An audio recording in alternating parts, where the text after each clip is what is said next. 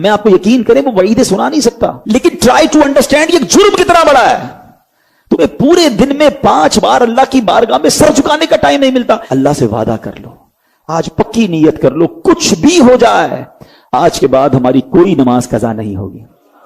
آپ کو پتا ہے نمازی کو تحفہ کیا ملے گا؟ ہائے ہائے, نماز کے فضائل تو سنو یار. نماز کو عماد الدین کہا گیا, دا پلر آف اسلام. اس بلڈنگ میں کسی بھی بلڈنگ کے پلر نکال دیں, بلڈنگ کا کیا ہوگا؟ گر جائے گی. ہماری بلڈنگ میں پلر ہی نہیں ہے. اگر ایمان کا پلر ہے اسلام, نماز جو ہے, نماز میرے آقا کی آنکھوں کی ٹھنڈک ہے. نمازی کو پل صراط پر نور عطا کیا جائے گا. نمازی کی قبر روشن کر دی جائے گی. نمازی کی قبر کو تا حد نگاہ وسیع کر دیا جائے گا. اور سنو, سب سے بڑا انعام جو نمازی کو ملے گا کہ اسے بروز قیامت اللہ کا دیدار کروایا جائے گا. جس خالق نے مجھے بنایا اس کا دیدار مجھے کرایا جائے گا. پھر میں نماز کیسے چھوڑ دوں؟ اور اس کے برعکس اشجع الاقرا, حدیث کے الفاظ میں بیان کر رہا ہوں, ایک گنجا سانپ بے نمازی پر قبر میں مسلط کر دیا جائے گا, جو قیامت تک نماز نہ پڑھنے کے سبب اسے مارتا رہے گا. کیسے برداشت کریں گے؟ کیا فائدہ اتنے بڑے بڑے گھروں کا, اتنے پیارے بیڈ رومز کا اور اتنے خوبصورت باتھ روم کا, جس قبر میں جانا ہے اگر وہ سانپ اور بچھو ہے تو بیکار ہے یہ گھر. ارے دنیا میں اللہ نے اچھے گھر دیے, اب قبر بھی اچھی بنانے کی فکر کرو نا, کہ میں مروں تو ادھر بھی چین سے رہوں. تو سب سے پہلا فرض نماز ہے, سب سے پہلی بڑی نیکی نماز ہے. لوگ کہتے ہیں وظائف بتاؤ, کیا خوبصورت بات میرے پیر و مرشد فرماتے ہیں. فرماتے مسلمان مرد بالغ کے لیے سب سے بڑا وظیفہ 5 وقت کی نماز ہے. نماز پڑھ بھی نہیں اور وظائف پوچھنے, پہلا وظیفہ نماز ہے. تو آج نیت کر کے جانا ہے. اور سنو, بے نمازی کے بارے میں میرے آقا فرماتے ہیں, نبی پاک علیہ السلام نے اپنے دونوں ہاتھوں کو اس طرح ملا کر بتایا کہ بے نمازی کو قبر ایسے دبائے گی کہ اس کی پسلیاں ٹوٹ پھوٹ کر ایک دوسرے میں پیوست ہو جائیں گی. کیسے سہ سکیں گے؟ بہانے نہ کرو نماز سے, طبیعت ٹھیک نہیں ہے تو فلاں کام ہے. کسی صورت میں نماز معاف نہیں ہے.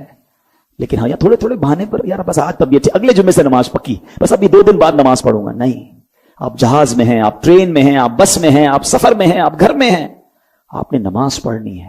اور یقین کریں, خوش نصیب ہیں وہ لوگ جو نماز کے پابند ہیں. یقین کریں ان کو نماز کے بغیر چین بھی نہیں آتا. جو پکے نمازی ہیں نا, ان سے ملیں آپ کبھی, اور ماشاءاللہ یہاں بہت سارے ایسے ہیں, ان کو تو جس طرح کھانا نہیں کھائے بغیر چین نہیں آتا, لگتا ہے ابھی تک عشاء نہیں پڑی, یار ابھی میری ظہر باقی ہے. اب ان کو ریکال اندر سے آتی ہے, ان کو یاد نہیں کروانا پڑتا. جس دن تم نے نماز کی عادت بنا لی, نماز تمہاری زندگی کا حصہ بن جائے گی. امام محمد غزالی اللہ رحمت اللہ الوالی لکھتے ہیں کہ بنی اسرائیل کا ایک بڑا مغرور شخص تھا, بڑا ایروگنٹ تھا, بڑا اس کا کر و فر تھا. ایک بند کمرے میں بیٹھا تھا, اچانک ایک شخص کمرے میں داخل ہوا اور اس مغرور شخص کی طرف لپکا. تو وہ بڑا تکبر والا آدمی تھا, وہ بڑا غصے میں آ گیا اور کہتا کہ تم ہو کون, میرے کمرے میں آ کیسے گئے, تمہیں آنے کی اجازت کس نے دی, تم جانتے نہیں میں کون ہوں. جو اندر آنے والا شخص تھا وہ کہتا ہے مجھے اس گھر کے مالک نے اجازت دی ہے, اور میں وہ ہوں جسے کوئی دربان روک نہیں سکتا. میں وہ ہوں جس کو کسی سے اجازت لینے کی ضرورت پڑتی نہیں ہے. مجھے کسی کا دبدبا ڈرا نہیں سکتا, نہ ہی مجھ سے کوئی مغرور اور سرکش شخص بچ سکتا. اب جیسے ہی یہ باتیں سنی نا, تو مغرور شخص جو تھا وہ ڈرنے لگا, وہ کانپنے لگا, وہ گھبرا گیا. وہ کہتا ہے کہ آپ تو ملک الموت معلوم ہوتے ہیں, کیونکہ جس کو کوئی نہیں روک سکتا, جس کو کسی کی اجازت کی ضرورت نہیں ہے, جس کو کسی کا دبدبا کر رو فر ریزسٹ نہیں کر سکتا, وہ ملک الموت کے سوا تو کوئی نہیں. لگتا ہے آپ ملک الموت ہیں. تو فرماتے ہاں میں ملک الموت ہوں. اب وہ شخص تو بڑا گناہگار تھا, وہ رونے لگا, چیخنے لگا کہ حضور تھوڑی سی مہلت دے دیں, کچھ نیکیاں کر لوں, توبہ کر لوں, اللہ کو راضی کر لوں, ابھی میری روح قبض نہ کریں. ہائے ہائے, ملک الموت فرماتے تمہاری سانسیں پوری ہو گئی ہیں, اب تمہیں کوئی ٹائم نہیں ملے گا. اگر تم نے, وہ پوچھتا ہے حضور مجھے کہاں لے جایا جائے گا مرنے کے بعد. فرمایا اس مقام پر جہاں تو نے اعمال بھیجے ہیں, اس گھر کی طرف جو تو نے تیار کیا ہے. وہ شخص کہے گا حضور میں نے تو کوئی گھر تیار نہیں کیا, کوئی نیکی آگے نہیں بھیجی. ملکوت موت فرماتے ہیں پھر تمہیں بھڑکتی آگ کی طرف لے جایا جائے گا, جہاں تمہارے گوشت پوشت وہ آگ نوچ لے گی. یہ کہہ کر ملک الموت نے اس شخص کی روح کو قبض کیا. اس کے پورے گھر میں کوہرام مچ گیا, گھر والے رونے لگے. اے میرے پیارے اسلامی بھائیوں, یہ واقعہ ہم سب کو کیا سکھا رہا ہے کہ جب موت آنی ہے نا, جب وہ وقت آ جانا ہے, تو پھر 1 منٹ بھی آگے پیچھے نہیں ہو سکے گا, کوئی اس کو ڈیلے نہیں کر سکے گا, بلکہ جس حالت میں ہوں گے نا اسی حالت میں روح قبض کر لی جائے گی. ہماری موت کا وقت لکھا ہے, مقام بھی لکھا ہے, یہ چینج نہیں ہو سکتا.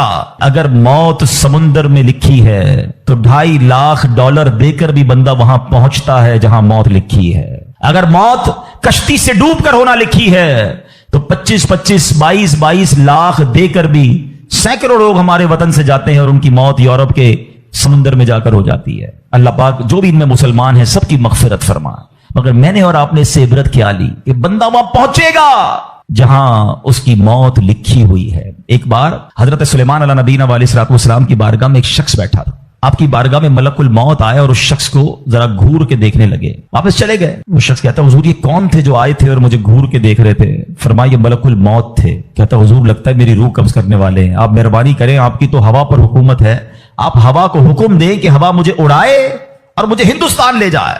हजरत सुलेमान बैतुल मुकद्दस के इलाके में रहते थे ना, आपने वो हुक्म फरमाया, हवा ने उस बंदे को उठाया और हिंदुस्तान पहुंचा दिया। कुछ दिनों के बाद फिर मलकुल मौत आया हजरत सुलेमान अलैहिस्सलाम की बारगाह में। आपने फरमाया तुम मेरे साथी को क्यों घूर रहे थे जब आए थे? तो कब मैं हैरान था कि मेरे पास ये लिखा हुआ था अल्लाह की तरफ से कि थोड़ी देर बाद मुझे उसकी रूह हिंद में कब्ज करनी है, और वो आपके पास बैठा हुआ था।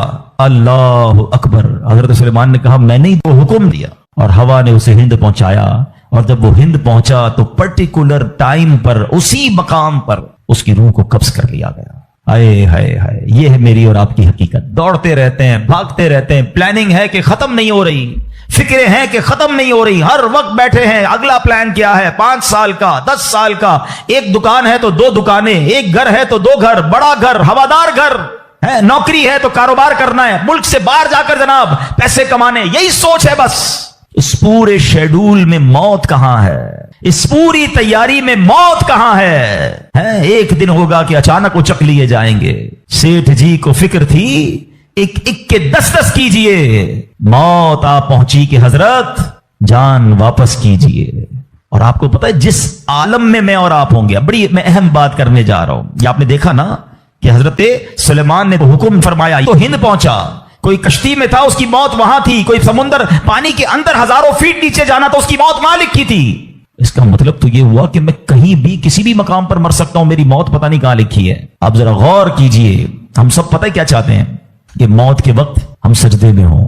चाहते हैं ना, अल्लाह करे अल्लाह के घर में मौत आए, कलमा पाक पढ़ते हुए मौत आए, तिलावत कुरान करते हुए मौत आए, नबी पाक पर दुरूद पढ़ते हुए मौत आए।